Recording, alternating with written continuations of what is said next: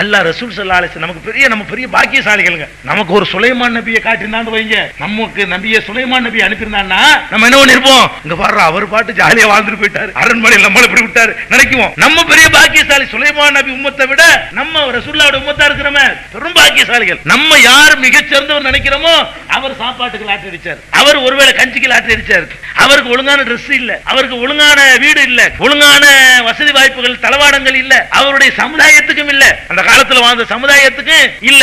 அவ்வளவு பெரிய கஷ்டத்தில் எந்த அளவுக்கு சொன்னா பாருங்க, சஅத் இப்னு அபீ வக்காஸ் ரலியல்லாஹு அன்ஹு பெரிய சஹாபி. அவர் சொல்றாரு, அல்லாஹ்வுடைய பாதையில முதலில் ரத்தம் சிந்தியவன் நான் தான். அவர் சொல்றாரு, ஏன்னா அல்லாஹ்வுடைய பாதையில அம்பால் எரியப்பட்டு உஹது பத்ர் போர்ல காயம் அடைஞ்சு நான் தான். முதல்ல அல்லாஹ்வுடைய பாதையில அம்பினால் தாக்கப்பட்டு தியாகம் செய்தால் நான் தான். அவர் சொல்றாரு, ஆனால் நாங்கள் எங்களுடைய ஆரம்ப காலத்தை நினைத்து பார்க்கிறேன், ரசூலுல்லாஹ்வோடு போர் செய்யும் பொழுது மரத்தினுடைய இலைகள் இருக்கு பாருங்க, இதுதான் எங்களுடைய உணவு. ரசூலுல்லாஹ்வோடு பல போர்களை சந்தித்திருக்கிறோம். அப்ப எங்களுடைய உணவு என்ன, இல்லா வரக்கு ஷஜர், மரத்தின் இலைகளை தவிர வேறு இல்லை. அதுக்கு ஒரு ஆதாரம் வர காட்டுறாரு. எந்த அளவுக்கு என்று சொன்னால், நாங்கள் பல நாட்கள் ஆடு, நம்ம மனுஷன் மலம் கழிக்கிறான்ல, மனுஷன் மலம் கழிக்க அது ஒரு டைப்பா இருக்கும். ஆடு மலம் கழிக்கிறது எப்படி கழிக்கும், விட்டு விட்டே கழிக்கும். இந்த இலை சாப்பிட்டா அப்படித்தான் வரும். இந்த இலைதலை சாப்பிடுறது புறா என்னவாங்க, அது வந்து புழுக்கைன்னு சொல்லுவாங்க இல்லையா, அந்த மாதிரி தான் வந்து அதனுடைய கழிவுகள் வெளியாகும்.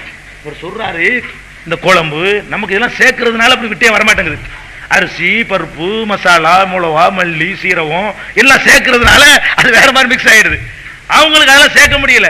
வெறும் இலைய திங்க முடியுமாங்க, இலைய நாங்க திண்டோம். அதனால நாங்கள் பல நாட்கள் புழுக்கைகளாகத்தான் மலங்கழிச்சோம். மலங்கழிக்க மாட்டோம், புழுக்கலா வெளி போடுவோம். மனுஷன் புழுக்க போட்டாங்கிற வரலாறுக்கு சொந்தக்காரர் நாங்கள். அப்படிப்பட்ட வறுமையை சந்திச்சாங்களே, அது அப்படி கண்ணு முன்னாடி நிப்பாட்டினா நம்ம இதெல்லாம் வறுமையா? இந்த நிலைக்கு இலதுங்கிறாள் ஒரு ஆள் சொல்லுங்க பார்ப்போம். நான் இலதாங்க சாப்பிட்றேன், ஒண்ணுமே இல்லைன்னு சொல்றேன், ஒரு ஆள் சொல்லுங்க பார்ப்போம். ஒருத்தனமா இருக்கிறோமா? அப்ப இந்த வறுமையெல்லாம் நம்மளை ஆட்டிடக்கூடாது.